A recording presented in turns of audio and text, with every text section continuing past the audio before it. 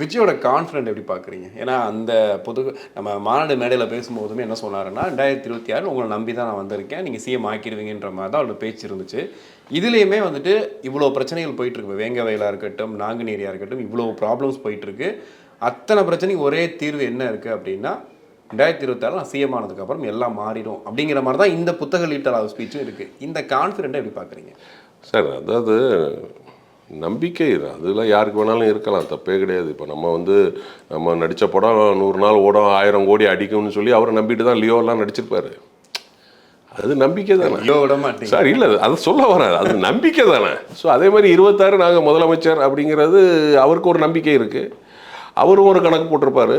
அந்த கணக்கில் அவர் நினைக்கலாம், நடக்கலாம். ஆனாலும் ஒரு விஷயம், நம்ம தமிழ்நாடு மக்களை பொறுத்த வரைக்கும் மைண்ட் செட் ஆகிட்டாங்க.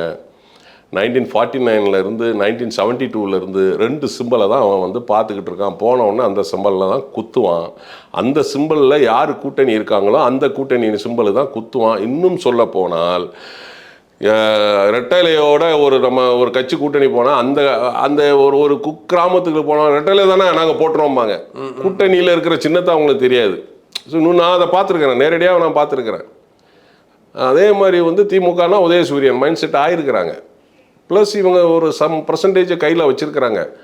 ப்ளஸ் இவங்க மக்களுக்காக நிறைய செஞ்சுருக்கிறாங்க. அண்ணா திமுகவும் செஞ்சுருக்கு, திமுகவும் செஞ்சுருக்கு. ஸோ இவங்க சொல்லி ஓட்டு கேட்குறதுக்கும் ஆப்பர்ச்சுனிட்டி இருக்குது.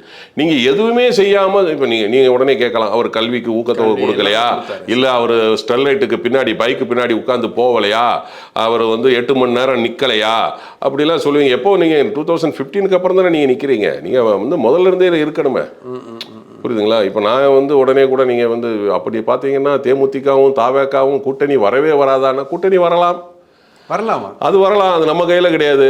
அதுதான் சொல்ல, அது ஆண்டவன் கையில் இருக்கு. மாசம் ஒன்று சொல்றேன் சார், அது ஆண்டவன் கையில் இருக்கு சார். சார் நேற்று தம்பி விஜய பிரபாகரனுக்கு தாவேக்கா தலைவர் திரு விஜய் அவர்கள் பிறந்தநாள் வாழ்த்து சொல்லியிருக்கிறாரு. ஃபோன் பண்ணி வாழ்த்து சொல்லியிருக்கிறாரு.